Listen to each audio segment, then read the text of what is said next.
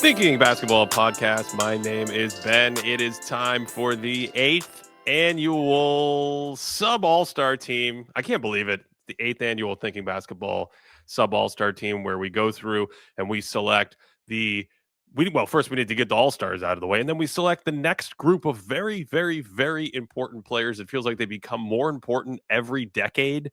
That is the players who are not quite good enough to be at all-star level, but they still move the needle in team basketball in a significant and meaningful way that usually gets us to about 50 players total. So 25 plus are all-stars, and then another 25 and change are sub-all-stars. That's what we're doing today. Cody, do you have anything to get out of the way? How are you feeling? Are you nervous? Are you excited? You're playing an accordion for those watching on YouTube. Yes, this is my accordion sound. I'm just ready to do some background music while you wax poetic about 50 of the best players in the league. Would you say that about however many sub-all-stars there are in each season, what would you say? There's like 20 players that end up being sub-all-stars? What's a number? Yeah, 20 to 25 has historically been the range, yeah.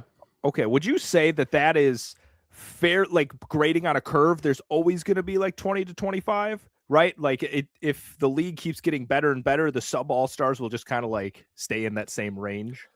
That's a great question, because I felt like when I had this idea years ago before I had a podcast, it was more like 15 players, maybe 15 to 20 players.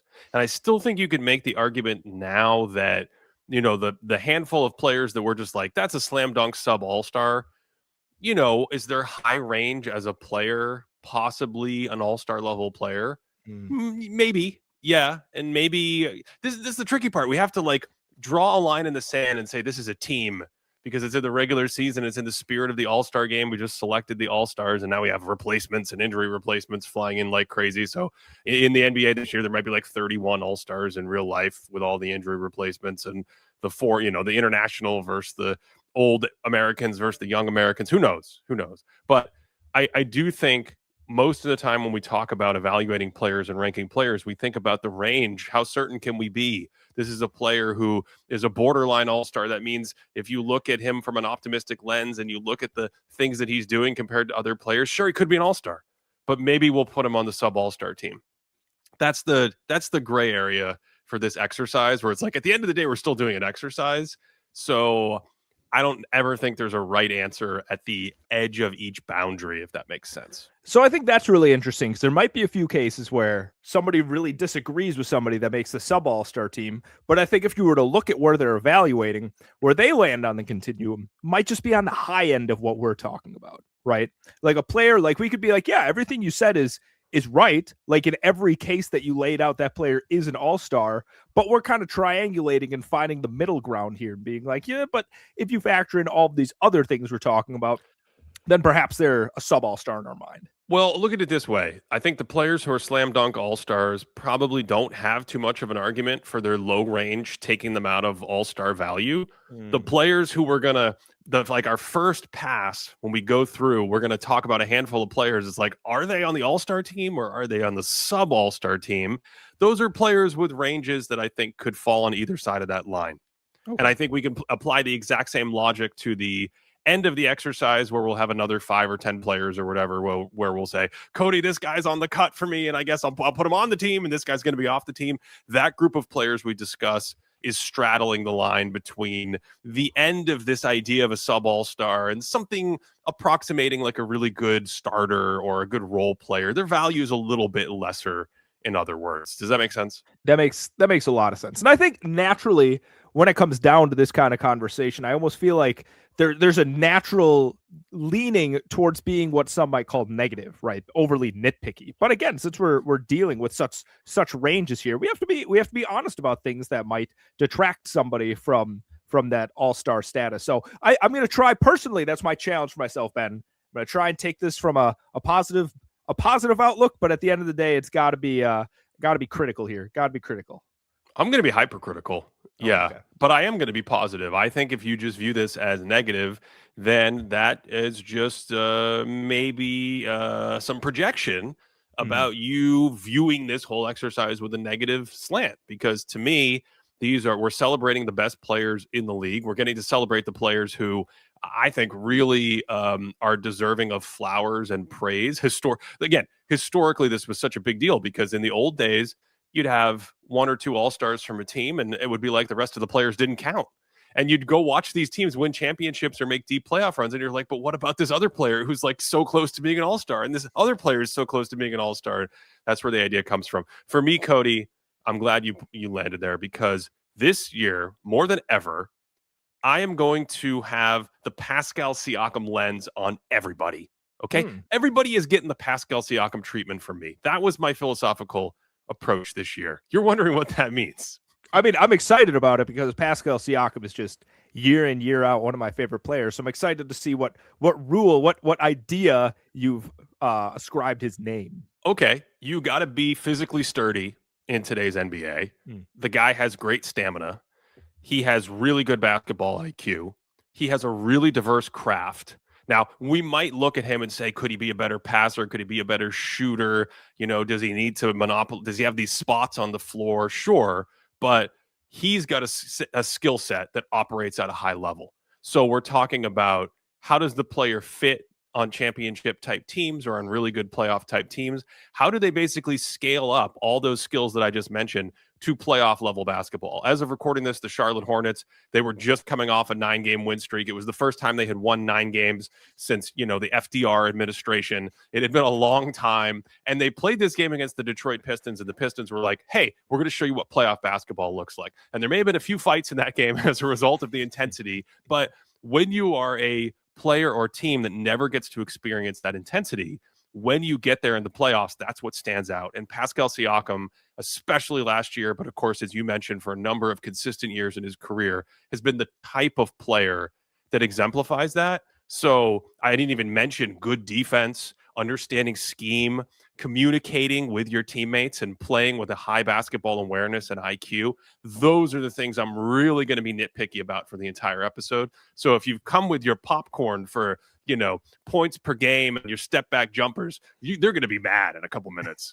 Well, the thing about Siakam, too, and this is probably a field of what we're really trying to get into here, extremely underrated defender, right? Extremely underrated defender, especially when you get into a playoff scenario. So that factors into this heavily. Like, you might point to somebody and be like, well, this guy's clearly a better offensive player than Siakam. Why do you have him as a lower, not on the list? It's like, well, you have to realize the flexibility and the defense and all the other stuff that's going on. The fact that he can toggle between, I can be an ISO guy and work in the low post, can toggle between that, sprinting out, catching, kick ahead passes, cutting, things like that. So all of that flexibility that we see from Siakam, really a boost for anyone we might be talking about. I have a couple players in mind that might be Siakam candidates. So there's another thing that I think is kind of top of my mind before we start listing players in a second. And that is what I would think of as maybe like, as of right now, we might call the Jaren Jackson Jr. corollary, where last year, I believe we were just like, yeah, Jaren Jackson Jr. is an all-star. Of course, he's a good defender. He won Defensive Player of the Year. He may not have those same heights as other great Defensive Player of the Years, but he's a really good defender. And now look at what's happening with Memphis. Memphis is they're playing this crazy offensive style, and his numbers are going through the roof, and he's got this short isolation, downhill offense we talked about with Giannis, and he's got the short mid-range floater, and he's a big man who shoots threes. This sounds great, right? And then you fast forward to this year, and Memphis blew up that experiment. They're like, no moss on this. Things are not as good with Memphis. They are looking to move into a rebuild. They literally just traded away Jaren Jackson Jr.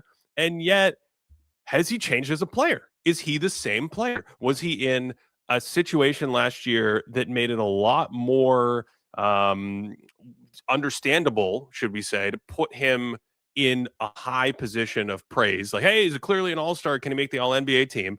And then when things are different in your circumstance, we turn around and we go, Jaren Jackson Jr., he's not even good anymore. And I think both extremes are wrong. So that's the other place my head is. I'm just looking for those good Pascal Siakam basketball players.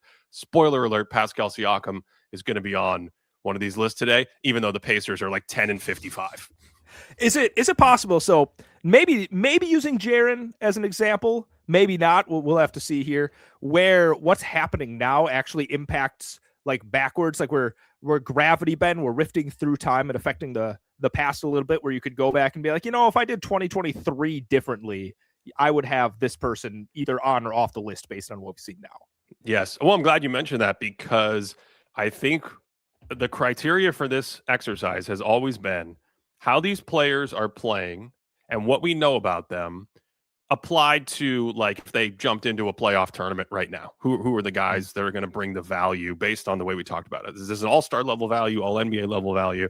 And the thing, Cody, that you can't get away from is that we're going to use last year. We're going to use the prior information. I've talked about this with LeBron James before. Like, if you keep demonstrating to me that you ramp up in April and May and June, and I've been able to see how effective your style of play is in the playoffs, or for some players, it cuts the other way. Like, if I just did a regular season all-star selection, then yeah, you might be a great regular season player. But I've seen what happens to your game in the playoffs because of certain limitations. So we have to take that into account.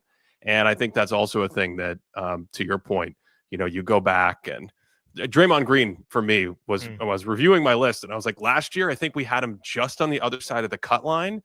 But then if you had asked me in the playoffs, did he again step up and round into form and play at a very high level? I'd say, Ben, what are you doing? How do you not have a at the end of the year? Of course, Draymond Green's one of the 50 best players last year. So yeah, I think it's all of that, Cody.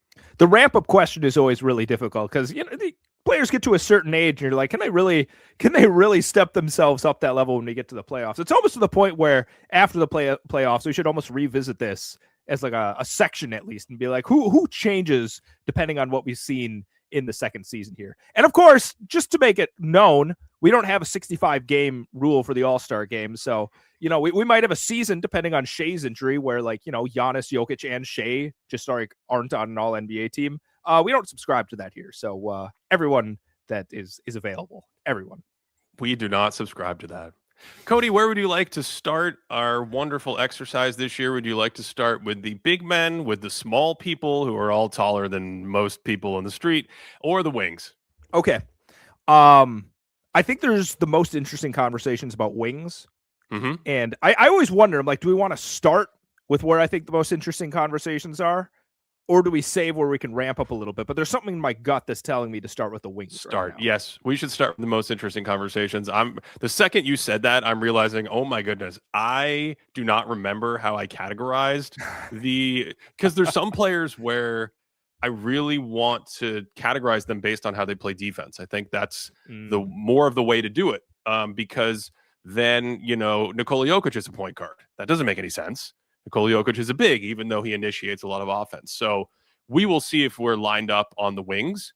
But you have chosen wings. I think you've chosen wisely. And right out of the gate here, I see a note to myself. I'm going to list my all-star wings, and we don't have to discuss and get them out of the way. But the first one I have is Cade Cunningham, because I'm like, he's a wing. He's a wing. He just handles the ball all the time. So all-star wings for me: Cade Cunningham, Jaylen Brown, Kawhi Leonard, Pascal Siakam, the aforementioned Pascal Siakam. I am also going to put Luka Doncic as a wing, Cody. I do not believe Luka Doncic is really a small. Do you buy that? Yep, I have both Luka and Cade in my wing category. I am also going to put in Scotty Barnes. I'm going to put him in as an all-star. I think we might have had him last year as an all-star. I cannot remember that far back. Can I pause first? I agree with this. I think Barnes and Siakam, obviously. Yes. This might not be the point of the conversation. Would you have them in the wing category over the bigs category?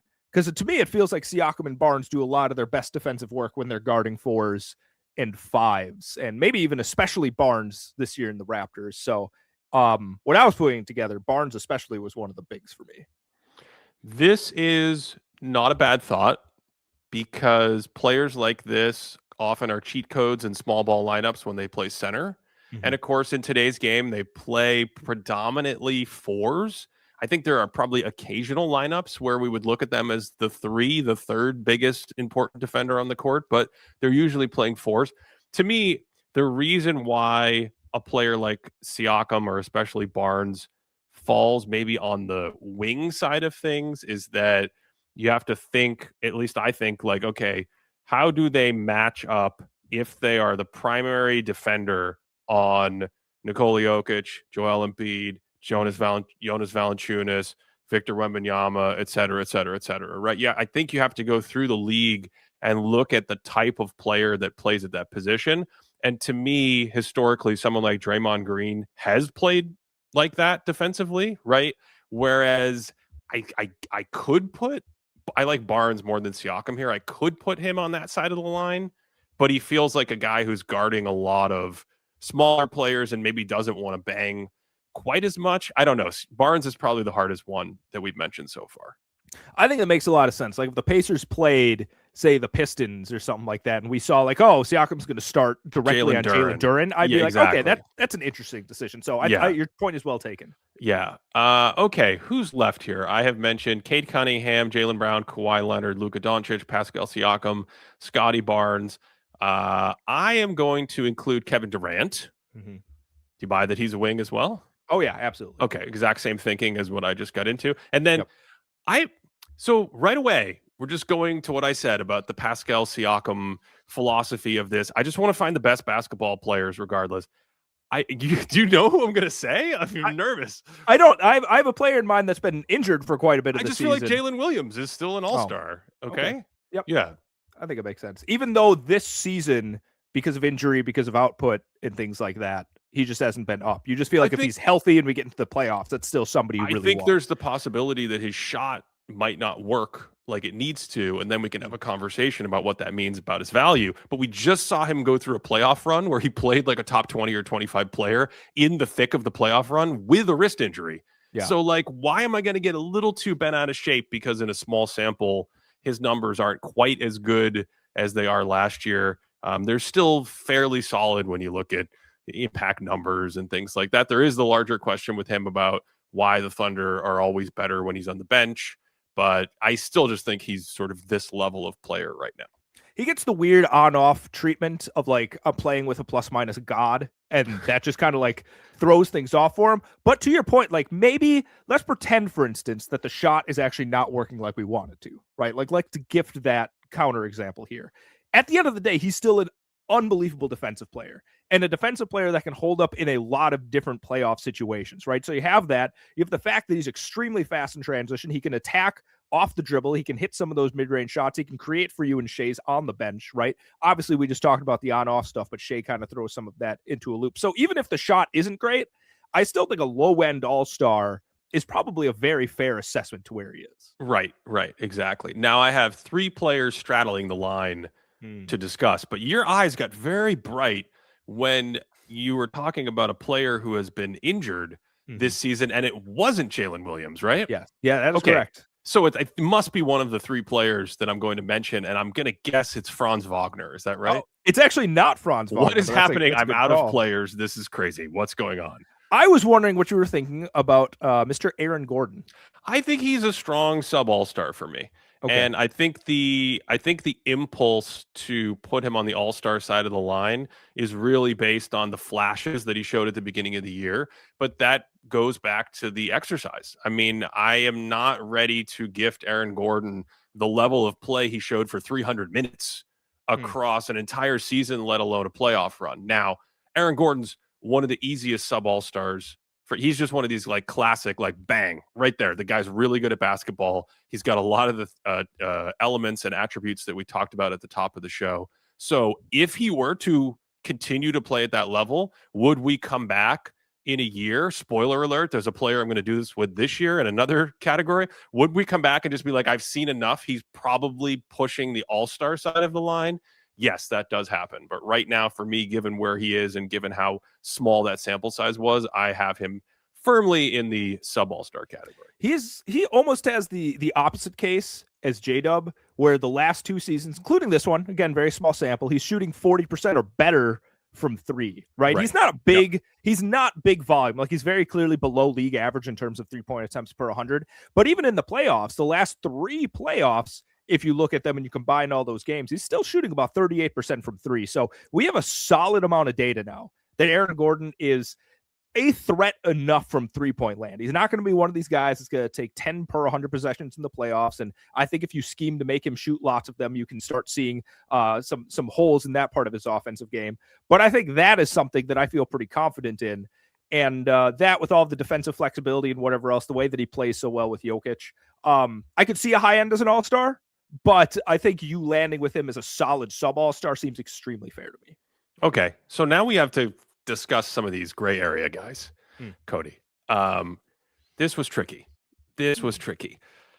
First one I want to discuss, well, maybe we don't need to discuss it. The first one is Denny Avdia. Yeah. Who I feel like I'm leaning toward the all-star side of the line. Denny Avdia is very interesting because he reminds me a lot of Giannis in terms of just how much pressure he can put on the basket coming downhill with a big frame. But he does shoot, and Giannis doesn't shoot. But Giannis is an all-time great defender, and Denny is kind of gives up something on the defensive end. And I still haven't fully figured out how to square that circle in my head, if that makes sense. But I do think we see a lot of hallmarks of really, really positive impact with him. Clearly, when he's out of the lineup, Portland's very spunky, but they're not able to reach the same levels. So I think I'm leaning the all-star side with Denny Avdia. So some of these stats are a few days old, right? Like there are times a few days old. You can't use them. Throw them out. They don't count. So stats aren't like cheese, Ben. It's not one of those things that it ages and you're like, let's rock and roll with the stinky cheese. No? I feel like wine would have been the better metaphor there, but okay. It probably would have been. Maybe in Wisconsin, my head. Yes, the cheese head is coming out. Go ahead, Cody. Oh, just wait. Sometimes I'll have to get some cheese curds to get the squeaky on the podcast so everyone can hear when you bite the perfect cheese curd that it just like has this wonderful squeaking sound. Anyway, these are a few days old at this point. But as of a few days ago here, Avdia, out of all players that have played at least 600 minutes this season, was fourth in the league in 2-point and ones. Fourth in the league in 2-point and ones per 100 possessions. He was above Shai Gilgeous-Alexander. The only players above him were Giannis, Zion, and Luka, right? We are talking about a relentless downhill threat. And if someone hasn't tuned into the Trailblazers, it's really interesting to watch Avdia. Just like he kind of has the like swiveling hips thing where he's not necessarily being like Shai and like stopping for a second, change the direction that way. It just feels like he has this subtle, like I'm going and then I'm kind of by the defender. And, I try and hunt some fouls a good amount. And that's definitely how I get to the free throw line. But again, he's finishing a lot of these fouls very well as well. And we're seeing like a plus 11-ish offensive rating shift for the Portland Trailblazers when he's on the court versus off. So I think we have a lot of evidence that what he's doing as a downhill threat helps their offense a tremendous amount. Your question about the defense is the one that still has me a little bit stumped and something that I would like to see a little bit more evidence of because the stats aren't as kind to him on that end of the court, especially when he's flanked by a lot of these great defensive players. So I think that's the thing where if you had said sub-all-star, I would have been sure. If you had said all-star, either one, I would have been like, yeah, that makes a lot of sense to me. That's why he's straddling the line, and we must make these difficult decisions. I think I also have a question about what it actually just means in the scheme of a larger offense, because Portland doesn't have a great offense. What does it mean in a larger scheme of a good offense to have a player like that who's that good in transition, that good in the sort of isolation, downhill spacing game? We've seen it historically with Giannis in the last decade or so, and then we talked about it with Jaren Jackson Jr. last year. It's just in that vein, and I still don't have a great feel for what that means, but Denny's really good, and I think I'm going to put him on the all-star side of the line. Okay. I would say my other reservation is, like, let's say there were other players that are a little bit more ball dominant. I'm not 100% convinced he would add quite as much value. This is what I mean. Way. Yeah. He's a tricky case for sure. How are you feeling about Franz, who, I mean, I don't know what's going on with the injuries this year. If someone's injured a little bit and I feel confident they're going to be back to the level that they're at, then I don't really worry about it. But I didn't quite know what to do with him this season. I think there are some greater concerns about the Orlando Magic that don't necessarily have to do with him. Like, I think we have some evidence that the team looks very good and he still has a lot of the rim attacking value that he adds to the team, especially when Paolo is off the court. That I'm pretty comfortable not really having a huge conversation and just saying he lands on the all-star side of things. Okay. I really like that. I think the next and maybe the last player I have straddling this line is Jalen Johnson. Jalen Johnson is not someone we've gone too in depth on. I think for a members video coming up shortly, I will go more in depth on him. So I want to just be mindful of not spending the next 25 minutes talking about Jalen Johnson. But He's a player where I think the easiest way I could describe it is he's good at a bunch of things, but doesn't really have a superpower. Yep. I mean, his best skills probably his vision and his passing for his size, but he's also in this weird situation where Atlanta doesn't have a traditional point guard, and so he runs a lot of offense. And by virtue of running a lot of offense, he's involved in a lot of offense. But that offense isn't necessarily that good when he runs it, but he also accumulates a lot of stats. But he also is a really good passer. And then you think he would be awesome defensively, but he's not really awesome defensively. So he's a player that I'm going to go sub-all-star. How about that? Okay. Yeah. What is it the fact that you think there might be some holes in his game that would come to fruition more if he went into the playoffs? Because I feel like somebody that's like a jack of all trades, like a B across the board, can usually be a pretty solid playoff player. He's a little soft though. He could get stronger. He could get stronger with the ball. He could get stronger with his moves. He doesn't have a great first step. He's really good in the open court because of his long, sort of loping, deer-like strides and length. But he also isn't great vertically finishing in the half court, if that makes sense. He doesn't have a lot of pop or a lot of great, like, there's certain angles where he uses his length and he finishes nicely, and there's other times where he's on a drive and he gets kind of stuck. So when he runs pick and roll, he makes pretty interesting passes, but I think the short of it for me is I don't get the sense that as an offensive player, he applies a ton of pressure on the defense. That's the simplest way to describe it. So as an offensive player, when I've watched him, I always think that he's better when the offense is when the defense and offense are a little scattered, right? Like it's not a full transition possession, but things aren't properly set. People are kind of running and he's able to make reads that way. I feel like when it's times when like the defense is set, we're running half court possessions, and it's just like, hey, it's Jalen Johnson creation time. It feels a little stagnant. It feels a little grinding to the halt, right? And I don't necessarily think like you get to like a team that's really scheming for you. I think some of his offensive output would drop off. But the one thing I do like, and I know there's a whole conversation about the value of it, he does, and I know the numbers are nice. He crashes the boards pretty nicely for somebody his size. Like he is somebody that attacks on that end for grabbing and going. On the offensive end, he's throwing down big putback jams. And then defensively, he makes nice defensive plays, but I think it overstates overall what he's able to do as a team concept defender. Yeah, his length is nice in some passing lanes, but there's some weaknesses in other places. And to be clear, if I thought he was a really good defender, he'd be an all-star. And I think, to some degree, this is the disconnect often when you try to like really get into the film and really think about it from this lens of what's winning at the championship levels.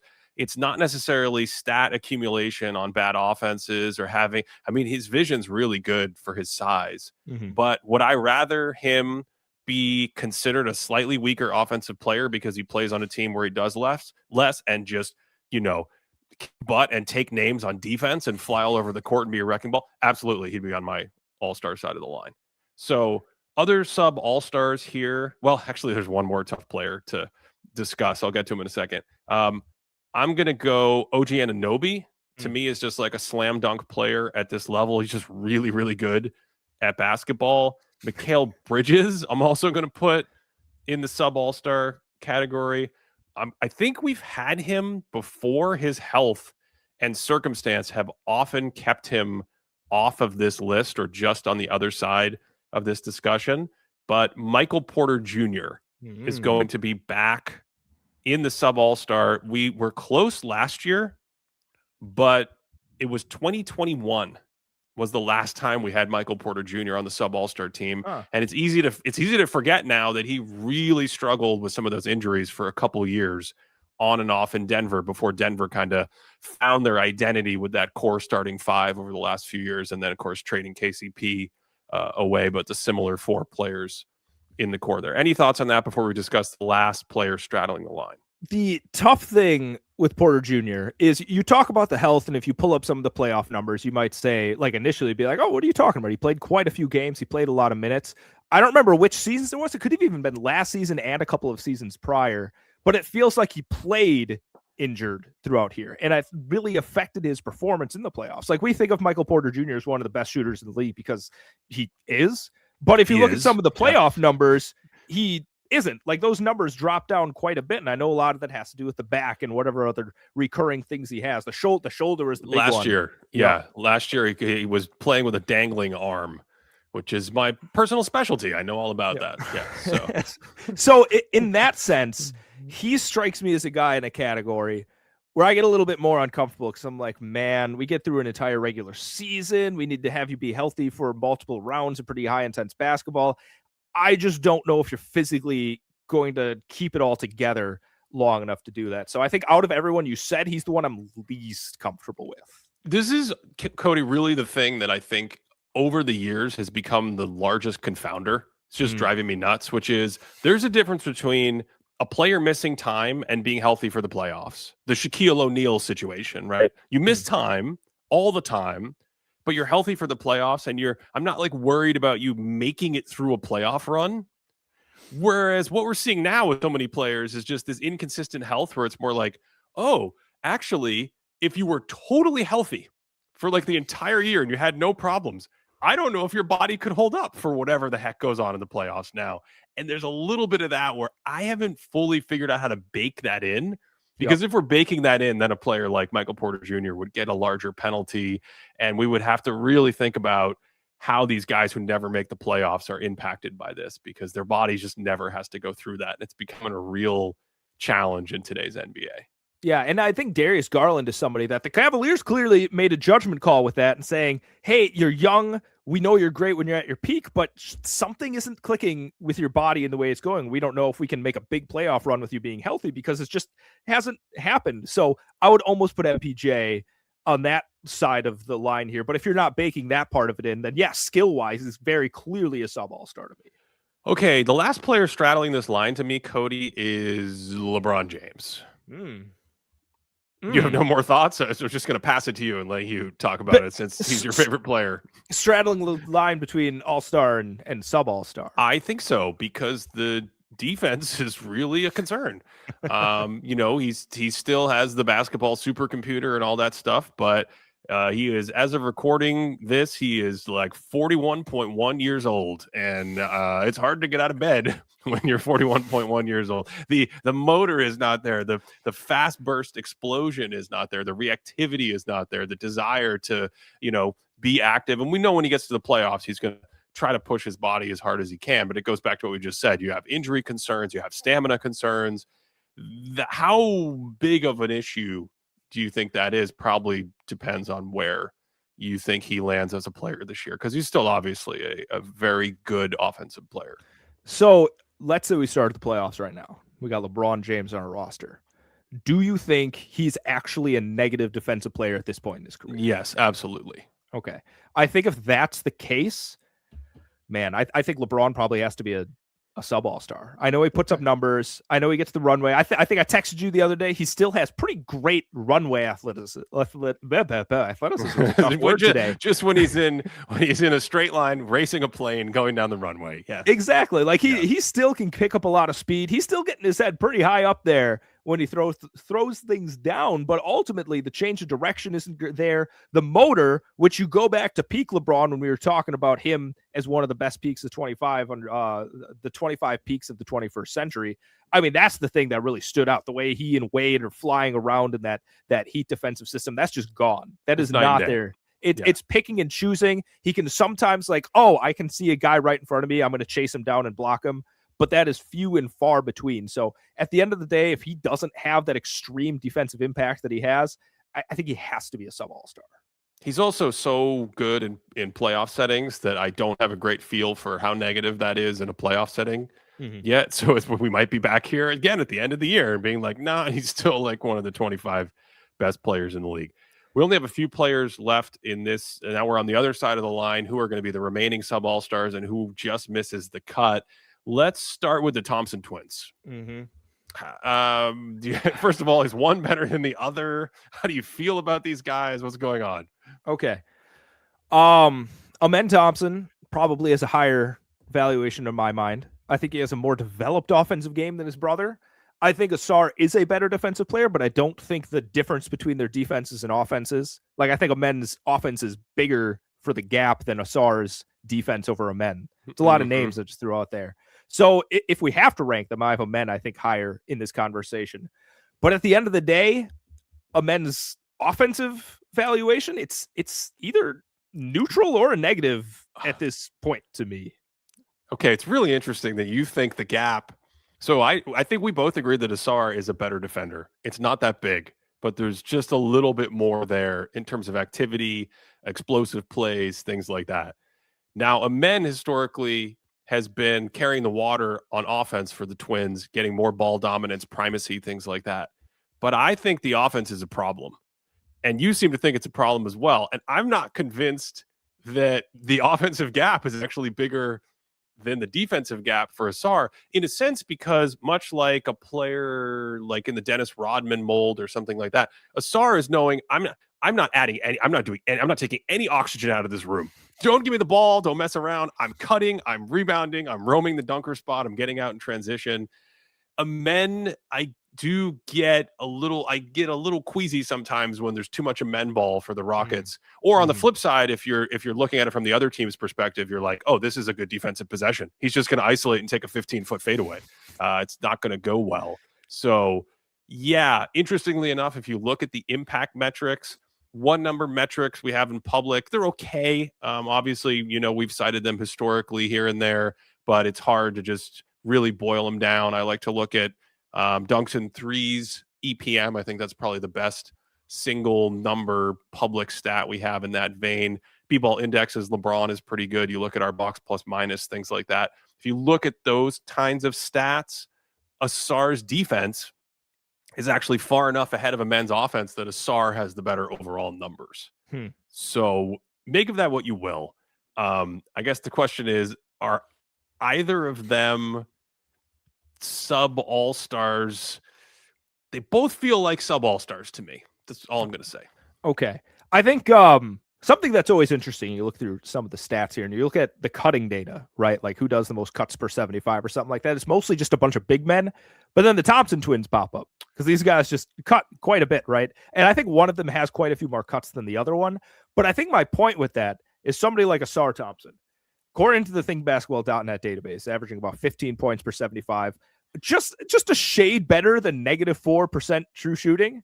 And I just think a guy that cuts as much that he does, a guy that has the athleticism that he does, that's playing next to somebody like Cade Cunningham, who loves passing the ball to people, who loves finding people open, I'd love to see that efficiency just a little bit higher, right? And the fact that Amen is actually more efficient off the bounce, I actually don't know if that's an indictment of their games, where it's like, I would like to see you be more efficient being an off-ball guy when you're next to some of these high-end offensive talents. So I think that to me is pretty troubling. I want to see Asar be a little bit more efficient next to somebody like Cade. And I think to me, that's the big differentiator in terms of their offensive games, if I'm just boiling it down to the box score. And honestly, I'm concerned enough about the offensive impact from both of these guys that I think if I were making the list, I don't know if they would be sub-all-stars. That's what I was going to ask you. What I was going to ask you as you were walking through that exact thought experiment you were walking through. I was like, well, okay.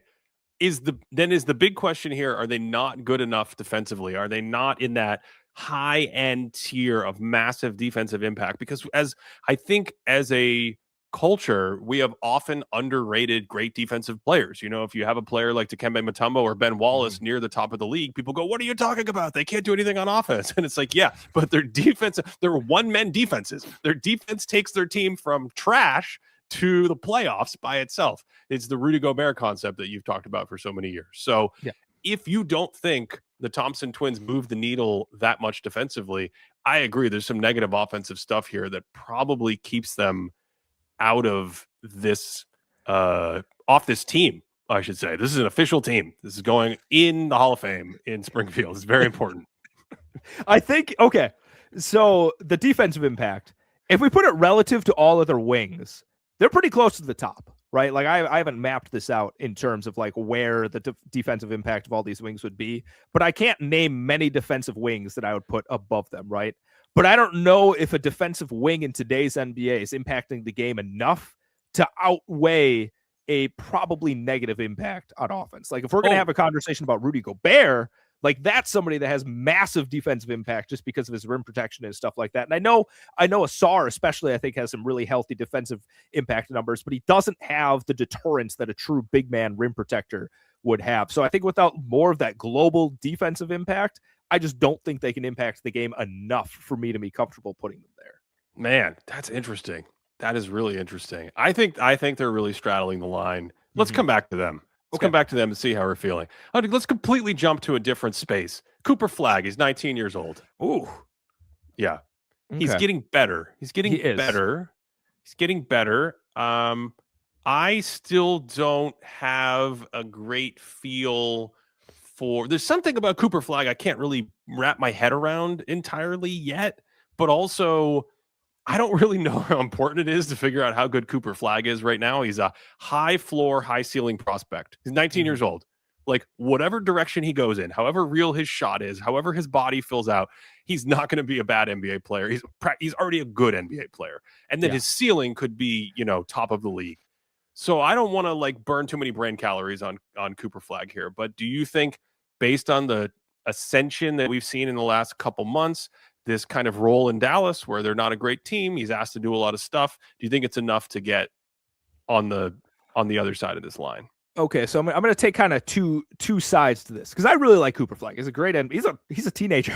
It's ridiculous. He's a very, very good teenager. I need to preface it with this, but it's one of those cases where he's on a very not good basketball team, and somebody has to score and somebody has to create, and he does quite a bit of that. And for the record, I think he's doing it a lot better than I expected as a rookie. Like, if you had told me that Flagg would have this much creation burden for his team and this much offensive responsibility, I definitely wouldn't have thought he'd be looking this solid. I think his finishing looks better, and I thought his off-the-dribble game is a lot more patient than I was expecting.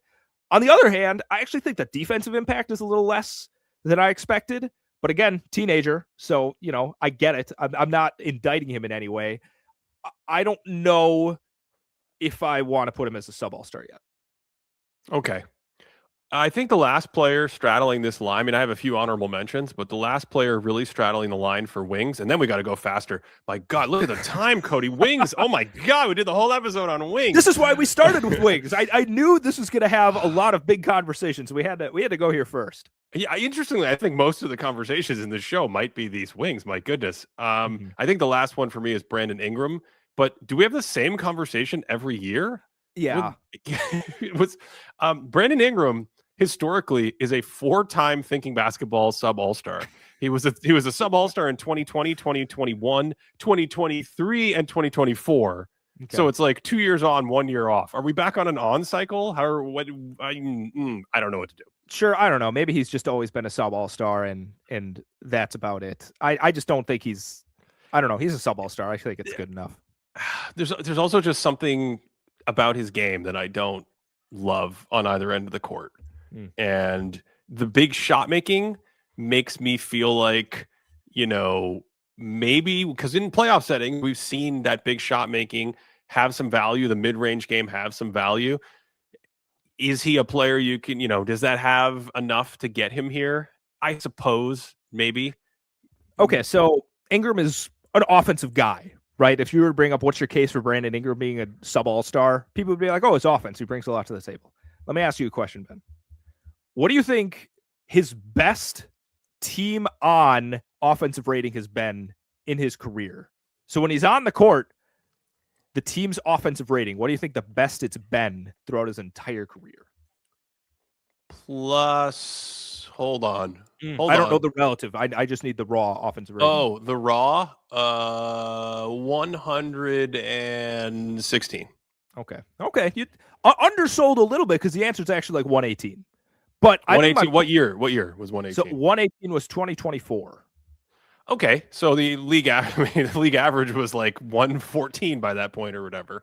Yeah, exactly. So I think my point is, for a guy who's known as being like an offensive guy, when he's on the court, he's never really had a great offense. He's had a good offense, right? He's usually like 116 this year, 118, 24, 117 in 2023. But you don't see the heights of like the 120s where you see some of the great offensive players. And if he doesn't have that offensive hook to hang his hat on, I just don't think he has a much better case than what we're talking about. I don't think outside of a year in New Orleans where Zion was healthy that he's really had the teammates either to be in that position. And maybe that's a catch-22. Maybe that's the type of offense he thrives in. You know, you have a weak offensive team, you can run offense through him. I don't know. All right, let's move on to another. Some honorable mentions here. Guys are not going to make it for me. Dylan Brooks, Brandon Miller, Trey Merford III, Zion Williamson. Can I say a name they haven't said yet? Sure. Jaden McDaniels. I have him right here. I wasn't sure if I wanted to say him out loud. Okay. He didn't make the list for you. He was one of my last cuts. Okay. I'm just trying to move on. I mean, it was going to be a 7-hour podcast. Yeah. And that's just the wings. That's just the wings. I think Jaden McDaniels is extremely close, and I think he has a similar defensive impact, if not more, than the Thompsons. It's at least in the ballpark in my mind. But I think his offense is clearly better than either of theirs, right? So I think if the Thompson twins are right on the edge, I think Jaden McDaniels is a solid case of making the sub-all-star squad. I like that. Cool. Let's do the smalls, shall we? Let's do some smalls. Okay. All-stars are Jamal Murray, Anthony Edwards, Donovan Mitchell, Jalen Brunson, Shea Gilgeous-Alexander, Stephen Curry, Tyrese Maxey, and Devin Booker. Do you have any comments? Devin Booker. Yeah, Devin Booker. Sorry, he's still pretty good. What are you going to say? Is he showing you enough lately that makes you think he's like a shoe-in all-star? Did something happen to Devin Booker that has dropped his level of play significantly? Did I miss something meaningful? Because Devin Booker has a long history of having what we would call the gravitational footprint on the court. His movement shooting and some of that tough shot making and off-ball play have had, over multi-year samples, some really nice impact on his teammates. And so I think here's the thing with Booker. There is a tendency to want to go, oh, look, the team is really good around him, or they're unheralded, they're well coached, they defend really well. Let's give those players credit. And here we can finally see they don't need Booker as much, right? He's not this great player carrying the entire roster. I mean, they are, outscoring opponents by 5 points per 100 when he plays, and they're getting outscored by 2 points per 100 when he sits. But leave that aside, because -2 when your best player's off the court is still solid. I think the tendency is to go, aha, see, Cody, he's not averaging 31 points and 11 assists a game, therefore he's not that good. He has the same numbers. And I'm like, what's the issue with him playing the same style of winning basketball, if you will, and not trying to force it and take? I don't see anything meaningful that makes me think he's somehow dropped in level. Okay. I'll accept that. I think it's interesting that, and maybe this is actually the best case for him, but I think he has his best statistical, both advanced metrics and just like shooting percentage imprints when he's next to high-end guys, when he's next to Chris Paul, right? When he's next to some of these other guys. And since those years, the offensive on-offs are down, the three-point percentage is down, the shooting in general is down. But maybe it's just like he's a little overtasked. He should probably be on a better team. And if he should probably be on a better team, then that's a pretty good sign you're a very good player. So maybe that's my logic for getting him to be an all-star. Do you think, when you were thinking of this, were you thinking of him more as a sub-all-star type player? Yeah, I had him straddling the line there, but I think I would have put him on the sub-all-star this year. Okay, I think it's fair. I think it's fair to say he's straddling the line. James Harden is another player I would say is straddling that line. Yeah. How do you feel? How do you feel about him? He's still a massive isolation threat, right? Massive. I think both massive, like both with volume and efficiency. Are you saying that because you're questioning me, or you agree with me? I did not expect the massive word there. I think in terms of massive, if you look at it relatively, he's still near the top of the league in terms of the amount of isolation types of possessions he runs. True. He's pretty incredible with that. Interestingly, the pick and roll numbers are down. I don't know if that's a factor with the Clippers and the way they played. It'll be interesting to see what it looks like when he has somebody like Jarrett Allen roll into the basket quite a bit. But we kind of talked about this last time with our offensive series. You have two extremely good off the bounce isolation threats in Donovan Mitchell and James Harden together. And I think it's going to be a fun test case to see if they can actually help amplify each other going forward. I think the shooting is down relatively from what we've seen from Harden in the past, and that might take him down a notch or two, but you still give him the ball, and he is near impossible to just stay in front of in terms of him just getting into the center and spraying it out. Interesting. So it sounds like you don't think Harden's had any regression in his game in the last year or two. No, I think he looks fairly similar to last year, and I thought I was pretty high on Harden as well. So I still think of Harden as a pretty solid player overall. Okay. I guess I just have more postseason concerns for someone who's closer to the, getting near 37. He's 36 and a half and has a history, the thing is, like, he gets traded to Denver he gets traded to Cleveland, and their first game is in Denver. Yep. And I think probably in the first half of that game makes, the three best defensive plays I've seen him make this decade. And I just have no confidence that that's how he's going to be in 3 months from now, for whatever reason, fatigue, age, whatever. I have no idea. So I don't think it's quite as much of a slam dunk case as you do. Okay. I would not be surprised if that offense got much better than where it's been, though. I think that's going to be a really interesting sort of two-headed on-ball attack that they have, just for the record. So off the top of your head, you feel like Booker's probably higher on your list than Harden? I don't know if that's just a bias of being 8 years younger. Yeah. I mean, in the playoffs, you're saying we can build a playoff team right now, and you'd rather have Harden and the ball dominance problems that come with that, the age problems that come with that, the defensive problems that come with that, or you can just plug Devin Booker into a ton of teams. Man. I mean, that's a really good case, which I guess was what I was saying with Booker and the better Suns teams. Harden, I think we talked about it before. His hands have been really active the last couple of seasons. But at the end of the day, at the end of the day, I think Booker, while I don't think he's like a great defensive player, he's at least probably neutral. He's sturdy. He can use his size, and I think I would trust him playing defense in the playoffs more than Harden. So, yeah, I mean, your point stands there. If you want to have Booker above him, I'm not going to disagree with that. I'm going to put Harden on the all-star side of the line. Great. I love that. Austin Reeves is the next player, I think, straddling this line. And the back-to-back comparison of these two players is really interesting to me, because Austin Reeves, as we talked about I wanted to finish our 3-part series on the best offensive players and all the thought experiments we did, and Austin Reeves was a big winner, and his offensive game is just really, really slick, really, really good, lots of great shooting, finishing, foul drawing, can play pick and roll game, and he's a weak defender. So it's a very similar kind of build. I just think you're probably better off with Reeves offensively. I don't know. But really, really interesting kind of to compare them back to back, don't you think? That's a great comparison point. Would you say that Reeves or Harden is a better defender? Like, do you have a strong feeling about that? I think I have a strong feeling when Harden is engaged and locked in and healthy and in good shape, he's a better defender. Okay. Yeah. It's becomes a little bit more of a closer call when you factor in all the other variables that we talked about. So, but Reeves is such a good offensive player right now.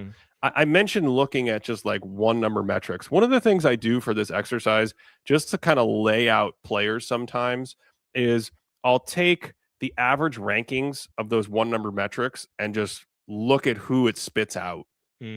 And Harden was the 12th best player in the league looking at one number metrics from this season only.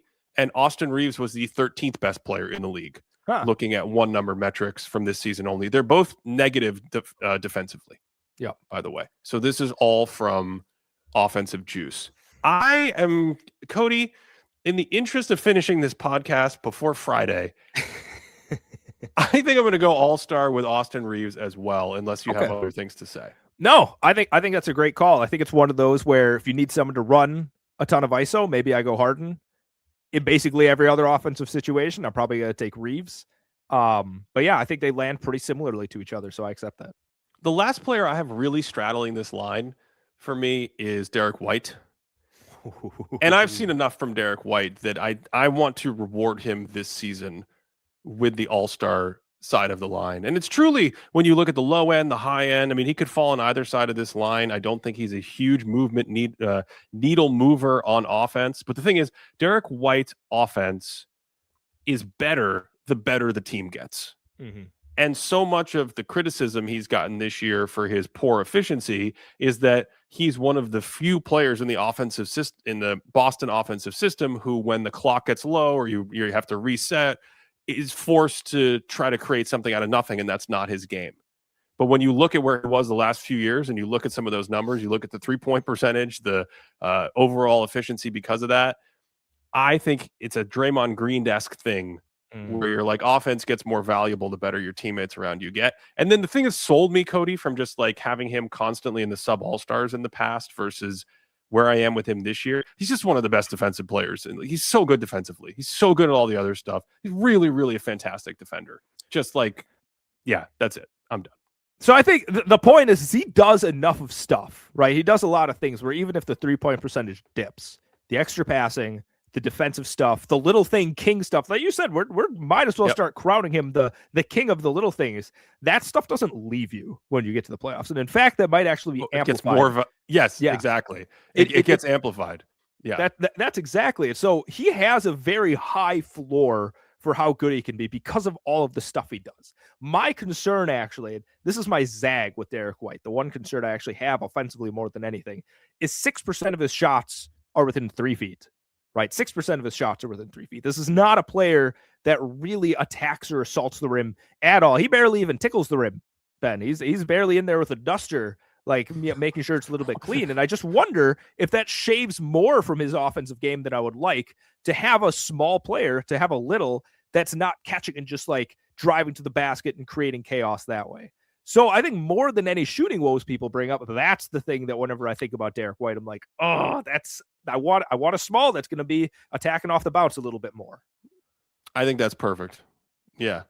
I have the same evaluation of his offense versus this half-season shooting slump that, if you watch the team, is heavily exacerbated by like him getting a hot potato with 8 seconds left and just being completely unequipped to make something out of nothing with a hot potato with 8 seconds left. By the way, that same ordinal ranking of players using those one number metrics, I said Harden was 12th and Austin Reeves was 13th. Derek White is 14th. So I just think we are talking. It goes back to my Siakam rule, man. This is a guy who you want on every championship team. Full stop. There's just no situation where you wouldn't. Hey, 2014 beautiful game Spurs. Derek White, it's going to be awesome. 2017 Golden State Warriors, Derek White, it's going to be awesome. There's not a team I can think of that he would not be a great 4th, 5th, 6th, 3rd, whatever best player on the team. For the record, too, 50 playoff games over the last 3 seasons. This is 50 game sample. Taking 11.5 3-point attempts per 100 possessions, shooting 41% on those threes. It's a slump right now. He's an excellent shooter. He's proven it year after year after year. I'm not concerned about the slump. He's a great shooter. I just realized I should say one more thing about Derek White, because I've said this in other places, like on NBA TV, but it needs to be cataloged on this podcast. Derek White has never played on a losing team. When he's on the court, his team has always outscored the opposition, and his team has always been better with him on the court. He's one of the few players ever, was he 10 years into his career, where he's plus when he plays in the game and his team is worse when he goes to the bench. That is extremely, extremely rare, to always play on a winning team and always be driving winning. De'Aaron Fox is a really good player, Cody. I'm going to put him in the sub-all-star category, I think, again. This is not new for Fox with us. This is going to be his 6th sub-all-star. We made him an all-star one year. We got excited one year in Sacramento and made him an all-star when his shooting improved. I still think he's kind of in the sub-all-star category, mostly for defense and just the overall impact of that scoring pressure and playmaking game. Not quite as potent as those top guards we talked about. Other sub-all-star guards for me: Jalen Suggs, Norman Powell, and Steph Castle. Mm-hmm. Oh, I don't even know where to go on that. Suggs is one of the issues. I don't know if you want to talk about it too much, but he's the test case of like, I was just listing sub-all-stars. Do you agree or disagree with any of them? Oh, the Suggs case is what I'm saying, is I don't know if he's one of these guys where the body holding up is a legitimate issue. Gotcha. Because I think skill-wise and what he's able to bring to the table, like defensively, the passing, even not a great shooter, but again, he shoots to the point where you have to defend him. All of that makes this global impact of a guy that's incredible. But I would be really, really nervous trying to make it through an entire season and an entire playoff run with him. Again, one of these bodies that just seems to break down. He puts it on himself quite a bit. I think I've never seen anyone injure himself more trying to block other players.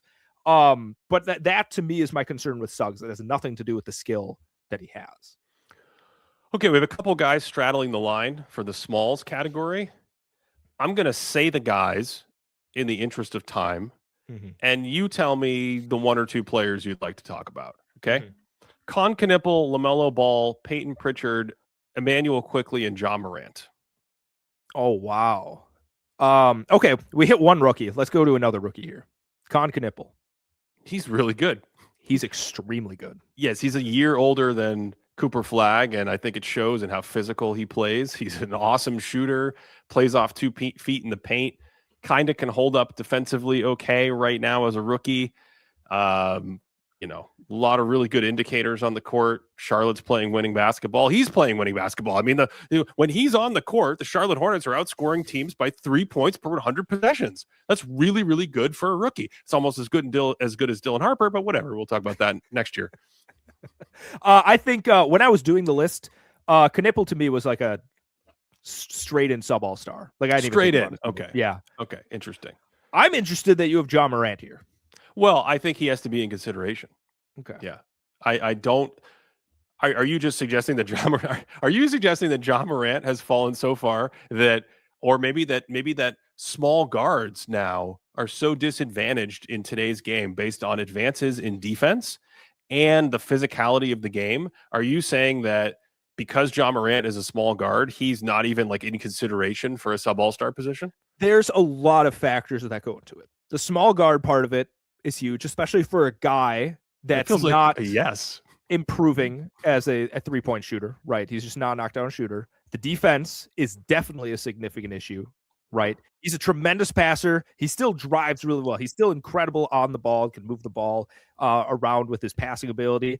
I still think his peak was a few years ago, like quite considerably. Much better. Yes, easily. But I think you factor all of that in along with other stuff, extracurricular stuff, Ben. At the end of the day, you're building a championship team, and you're like, extracurricular. There's no extracurricular. I think it's all extracurricular, right? If I'm going to sit here and give a boost to somebody like Derek White, give a boost to somebody like Drew Holiday for being like, yeah, that's a guy I want to have on my championship team, basically no matter what. I think the pendulum has to swing the other way. And if we're going to do all that, yeah, I'm going to factor in some of these other things. And the fact that teams weren't just like falling over themselves trade for him during this trade deadline, it's pretty damning, Ben. I don't know if I even have Ja as a sub-all-star right now. I'll say that right now. Well, I had him on the other side of the line. I had him outside being a sub-all-star, but I don't think you can look at him and say he doesn't have a high-end range that is in consideration of this conversation. So I will say that I think in many ways LaMelo Ball was the hardest player. Even after all the discussions we've had about him, just like you see where it works and you see where it doesn't work in a game like the Detroit game last night. He just needs more reps in that position, but he is a very high talented offensive player, as we've discussed. Like the offensive skills aren't necessarily the issue. It's everything else. So I had him straddling this line as well. And I think I've gone back and forth repeated. It's just like, what day of the week is it? Does it have an R in it? Then maybe he's a sub-all-star. Man, I mean, we've had the LaMelo talk.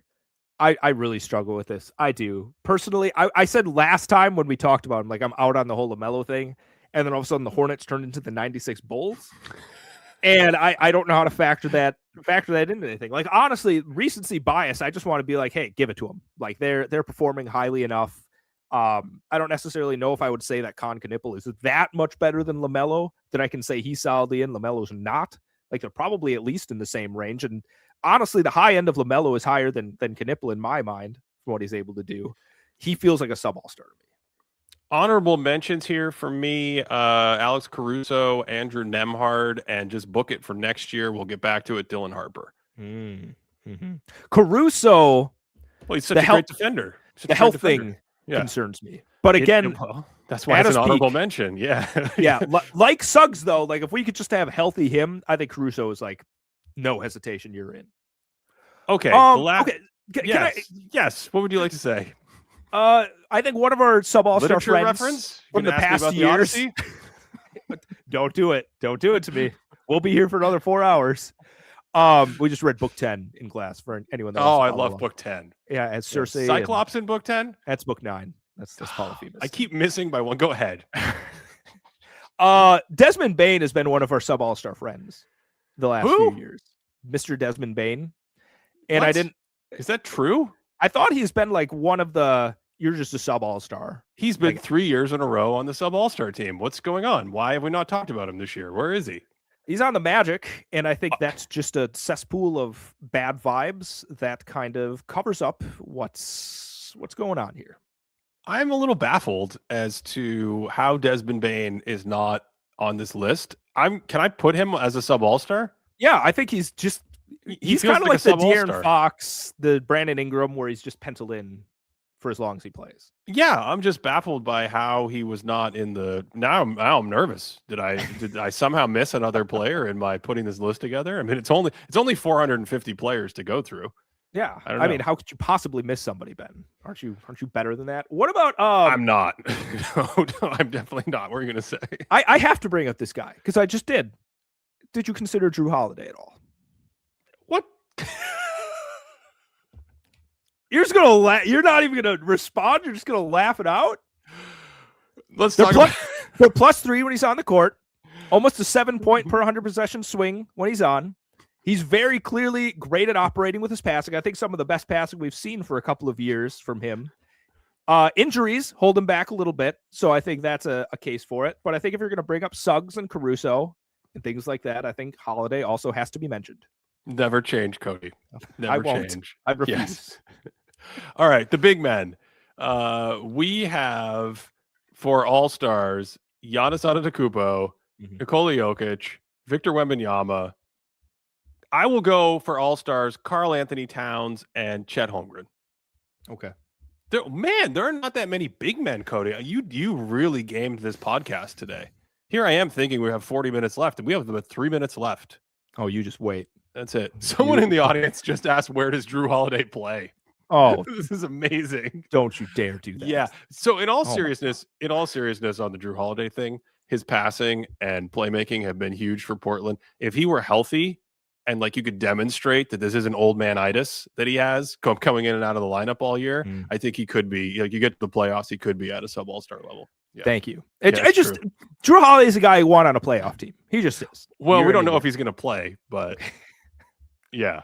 Let's see. We have to discuss Evan Mobley and Alperen Şengün on the are they all-stars or sub-all-stars? And then I just have a bunch of big men who I think are sub-all-stars this year. Can I list them before we have the hard conversation?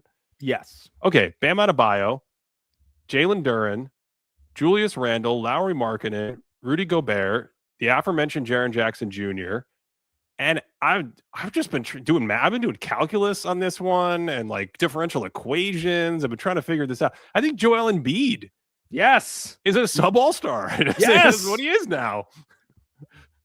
Are you sure he's just a sub-all-star?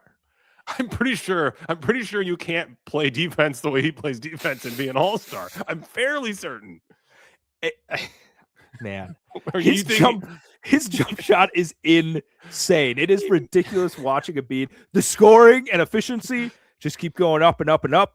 His passing is really nice. He's a good little hunk. He's bought in. He's all like, the vibes of this team is incredible. They just love each other. No, he does not have the same. He does not have the same offensive impact because defenses are not responding to him the same way because they shouldn't respond to him the same way because he can't move. Healthy Joel Embiid 2 years ago at his peak needed walls and double teams and shifts, and because he can spin on you from the free throw line, get downhill, and dunk it on three people.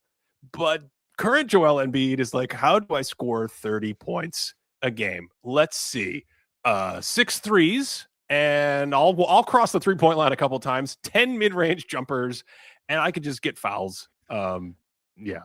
All right, the comments are also saying injuries, so I'm gonna relax a little bit. But yeah, he could be a sub-all-star. We don't know if he can make it through the first round of the playoffs. Yeah. Okay. So Mobley and Şengün, I just didn't know what to do with them. Alperin, the touch around the basket has been crazy this year. I do feel like he's an underrated defender and that the improvements he's made in the last couple seasons defensively are real. That also doesn't make him a particularly good big man defender.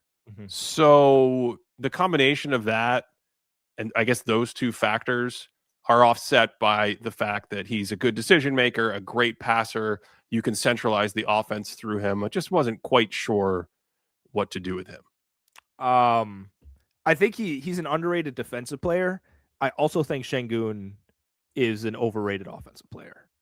Tell me more. Yes. He's got great passing touch, like you said. He's not in the Jokic land, though, of passing. Obviously, no one is, but maybe a little overstated, in my opinion, for how good of a passer is. Like, I think he's a good passer. The scoring, to me, is significantly an issue. He's not going to stretch it out. I think he's sub 30% from three last time I checked. Overall, the efficiency is underwater. And when you have your big man that's just not even hitting neutral in terms of relative true shooting percentage, that's a red flag to me. So, yeah, nice touch in the paint. He has some nice plays where he takes Wemby down there and he's able to get his elbow, and you're like, oh, look at this. He can't stand up to Şengün. But then overall, you're like, yeah, but he's missing a lot more than you want somebody like this to miss. So, yeah, the offense isn't quite as high in my mind as I think other people's. We've had him as a sub-all-star for the last 2 seasons. Okay. Yeah. And I am leaning toward keeping that tradition going. Let's do it.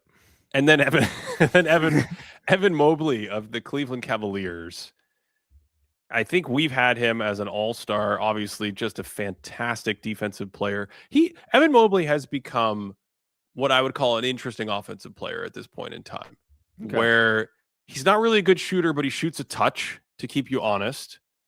He isn't really a great driver or penetrator, but he also has this power game where he tries to bully ball you. And what you're making us face so quizzical. I feel bad for the people on the radio. Can you tell me your thoughts, Cody? Please. We're in the second half of the podcast. We can get real now. I'm just being a blender right now. I was just taking everything that you were saying and let it all come together here into a beautiful little smoothie of takes that we'll see if it comes together. It goes back to what we've talked about with other players in this episode. I don't know how much he's actually moving the needle with his offensive game. I do think if you put better players around him as a lob finisher, as a roll threat, as an offensive rebounder, does he get more value that way?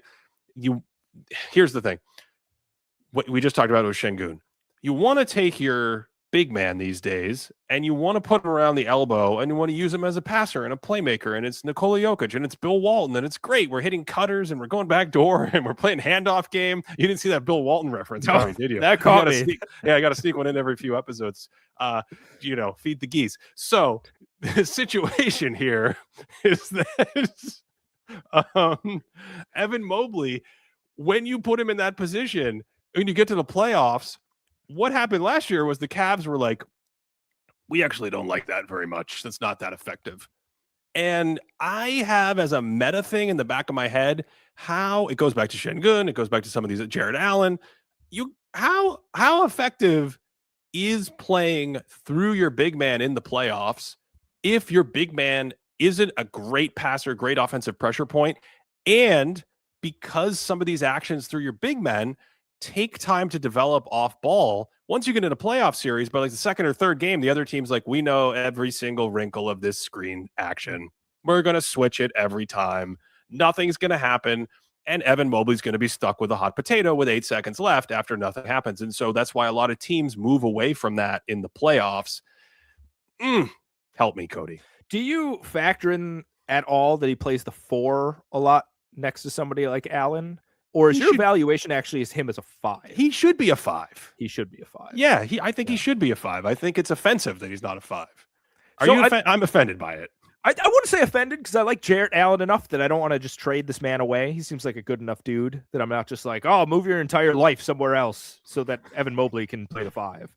I think what you're talking about with Evan Mobley's offensive game is if you have him in that handoff action or you have him handling and stuff like that, I think his creation for himself is probably the best aspect of his offensive game. Like relative to other 5s that would have, he can bring the ball up. He can break you down off the draw a little bit. He can do it a little bit. He's not peak Blake Griffin with that, but like you said, you can sag off him and I hope he shoots threes. You can pressure him to make passing reads and things like that. And I think that's where the wheels start to fall off the wagon a little bit, because I don't think he's separating himself at all with those two particular skills. If I go to the thinkingbasketball.net player database that we have for our Patreon subscribers, patreon.com/thinkingbasketball, he is in the 64th percentile in his drive efficiency on these drives that you're talking about. I do think that's the best part of his game, but I don't know how much, again, that translates to a holistic pressure on the defense where they got to send help and they're worried. And it's like, man, if we don't send help, it's going to be like 70% shot. It's like statistically, it's quote unquote a 55% shot, which is okay. Right. I think the issue too with Evan Mobley is and I'm not saying this is for us, but I think a lot of people would say the same thing. Maybe it is for me. I'm going to call myself out a little bit. There's a little bit of a conundrum where it's like, I want you to have improved more than you have the last few years. So I'm going to start notching a little bit off your valuation. Right. So if we gave him the all-star nod in the past, is he appreciably worse that we wouldn't give him the all-star nod again? Or is it that now that we're seeing this and we have more data, we're actually going back in time, sending the ripples of gravity to change some things and saying, maybe you actually were never at an all-star level in the first place? I don't know. It could be both. I think those are the options on the table that we're trying to figure out right now. And I love that you have made multiple references to the ripples of gravity. Have you been watching like Neil deGrasse Tyson videos in your free time? What's been going on with all these gravitation? Is there something wrong with the Earth's gravitational pull in Wisconsin and Milwaukee? Who knows? Maybe I've just, I don't want to spoil any movies that maybe that's a key plot point for. So okay. I'll just leave that all hanging. But I think at the end of the day, I don't even know what we're trying to determine with Evan Mobley. But I think overall, if we had him as a like straight up all-star player at one point or another, I don't know if I agree with past us for that. Like, I think he was probably always peak sub all-star. Wow. So I will tell you that we had Evan Mobley as a sub all-star, 2024. I might have been a sub all-star. My notes here are shoddy. And then last year we had him as an all-star. Ooh. So yeah. Interesting. Yeah, I think we had him 2 times sub all-star, 2 times all-star. And frankly, Cody, I have him straddling this line, but I was leaning toward putting him in because I enjoy some really high-end defensive players, and I think they're super valuable. We mentioned Jared Allen. Jared Allen, I have straddling the other side of this line. I'm going to stick with Isaiah Hartenstein as a sub all-star, even though he also missed a ton of time. We had him last year. I'm going to stick with him this year. And then Jared Allen would be the last player to discuss, and then we can finalize the team.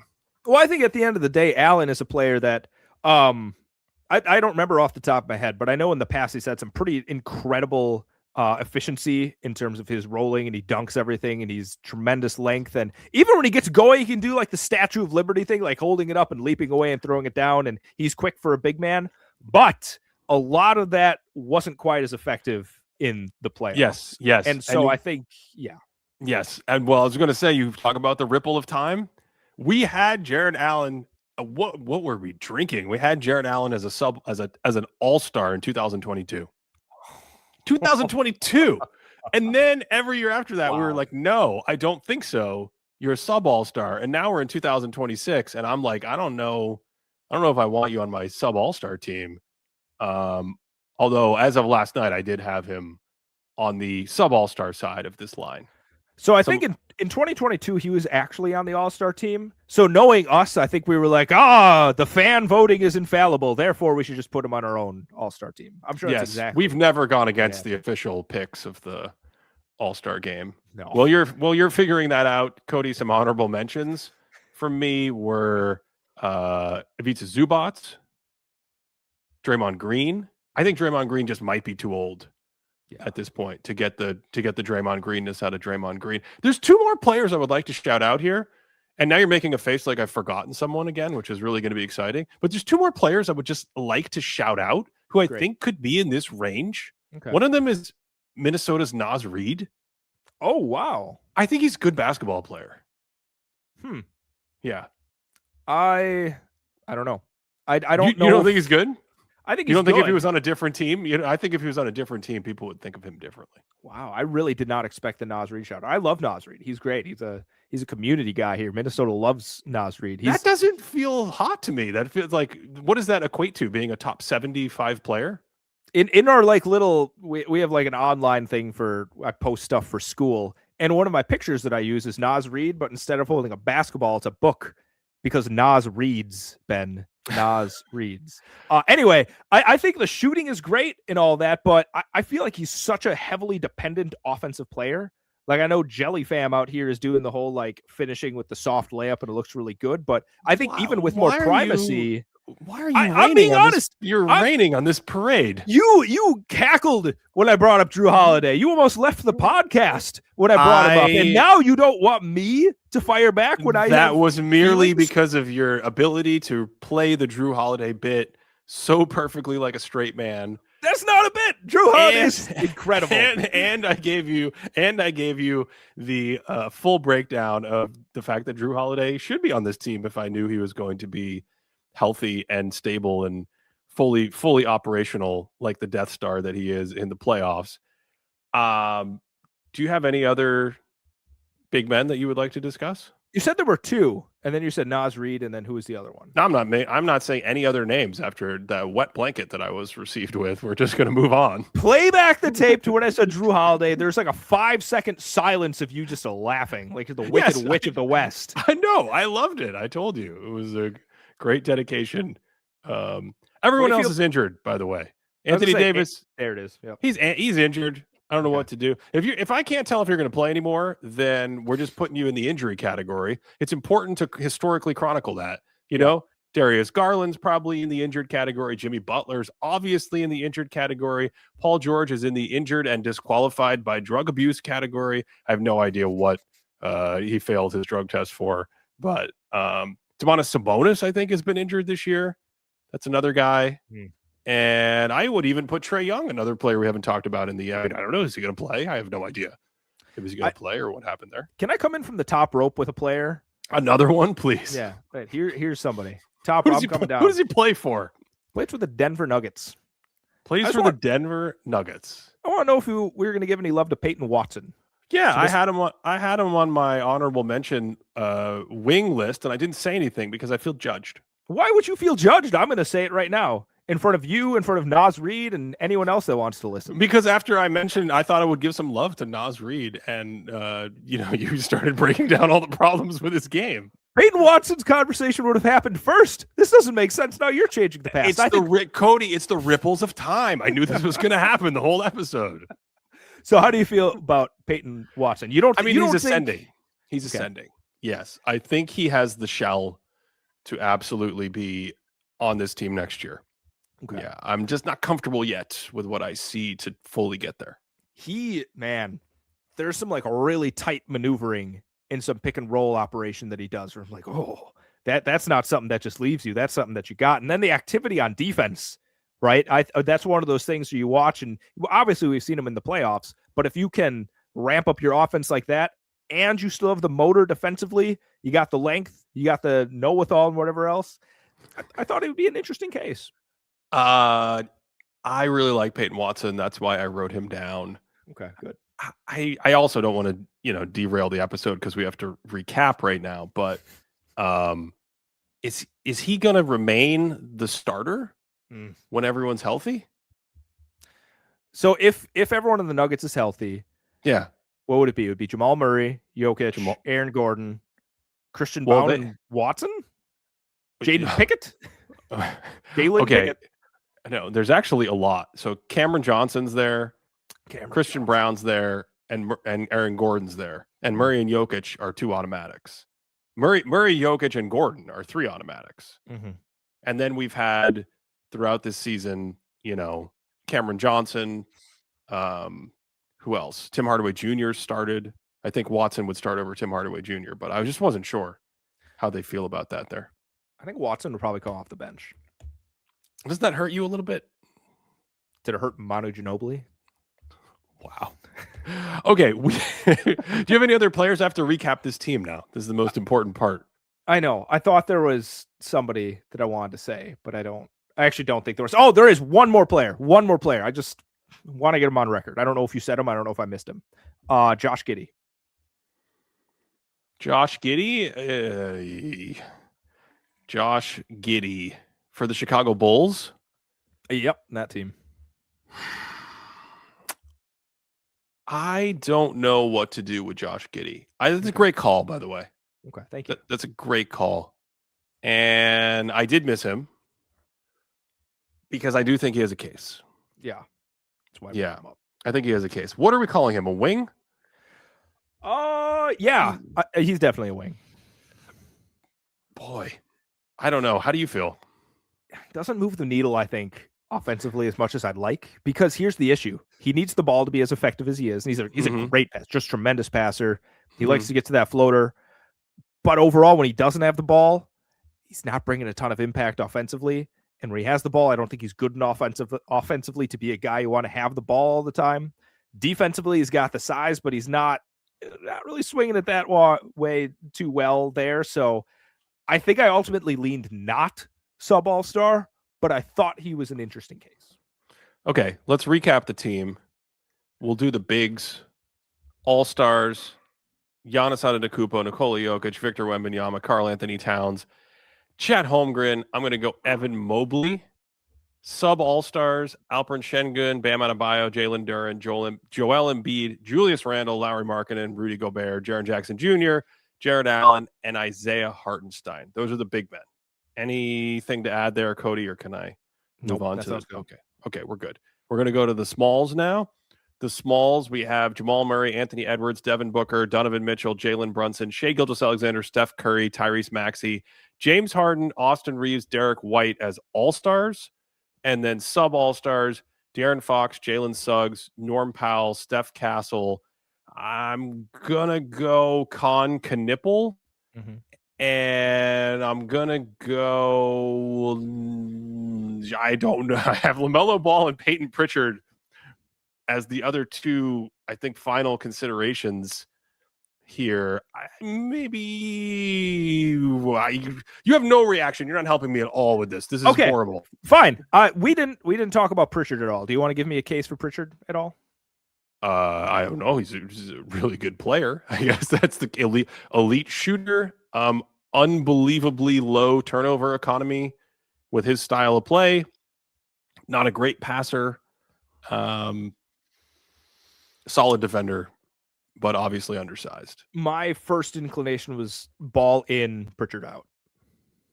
Ball in, Pritchard out. Yeah. I think that's probably the right choice. I think that's probably the right choice. And we never talked about Emmanuel Quickly. Oh, wow. Yeah. Yeah.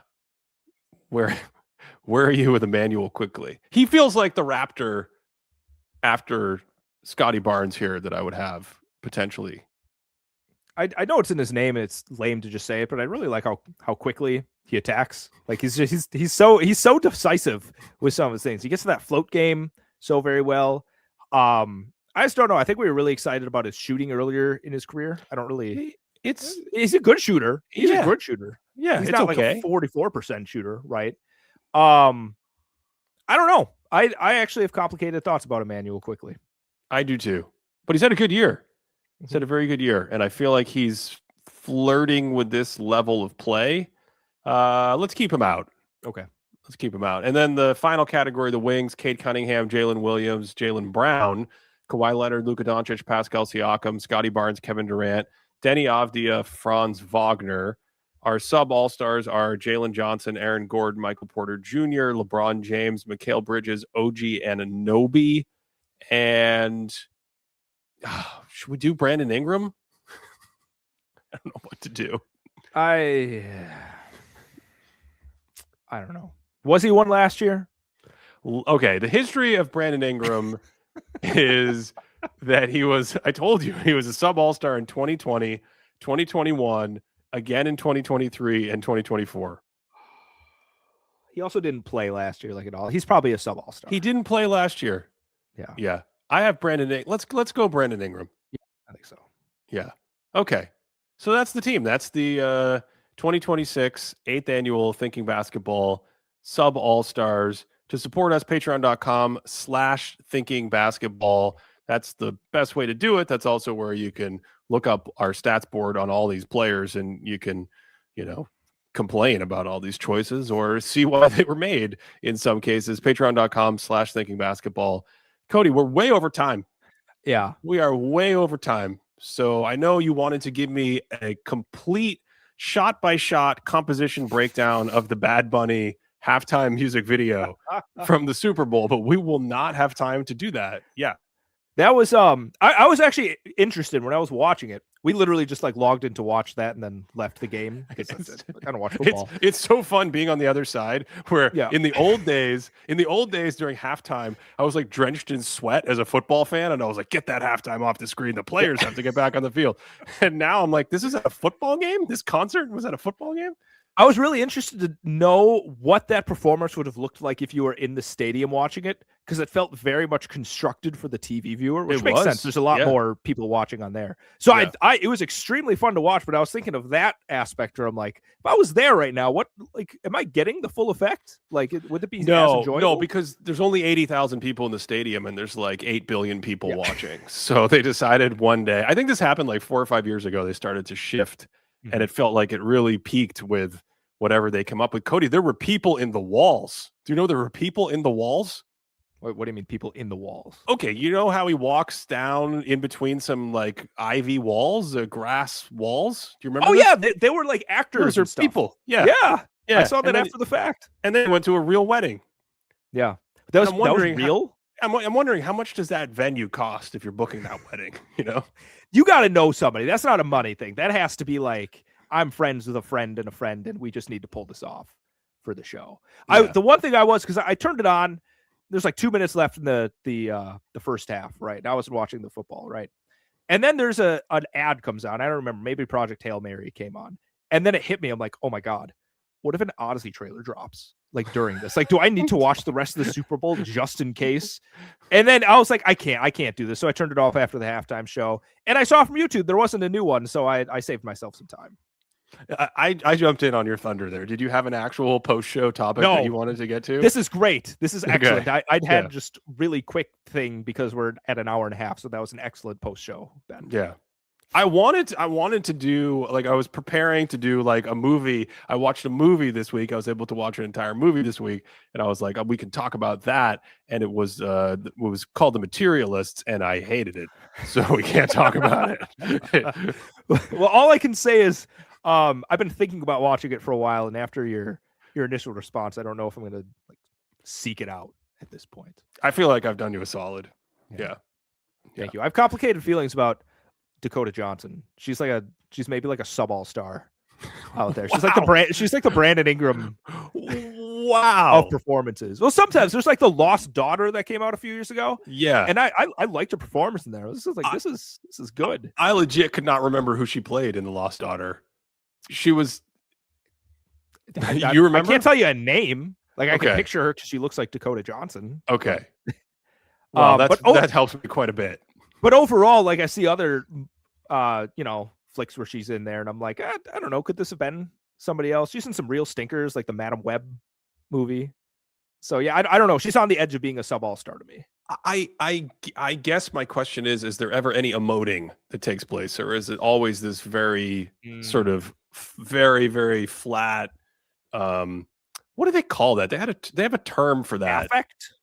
There's no affect. Yeah. At all. But don't they have a term for this sort of like generational way of speaking and talking and looking, where it's the what is that called when you walk into a store and they give you the stare? Is it the Gen Z stare? It is, but she's like, what is that called? She's like my age, right? I love when we get to the part of the show where I just sound like a boomer. Isn't that called the Gen Z stare, where you just walk in? That's what she has on screen. It's just every character is an incredibly flat affect. She's decidedly not, though, because she is, like I said, she's older than me. She's 36, Ben. So she's clearly not Gen Z, right? She gives you the millennial stare. Is that what it is? I have to no, it is a Gen Z stare, I think. I did not ever expect, if you had been like, guess which actor you spent like 3 minutes talking about, and you would give me 100 choices, Dakota Johnson wouldn't have been one of them. Thanks as always for listening on this one. Hope you enjoyed it. And as always, we hope you are having a great day.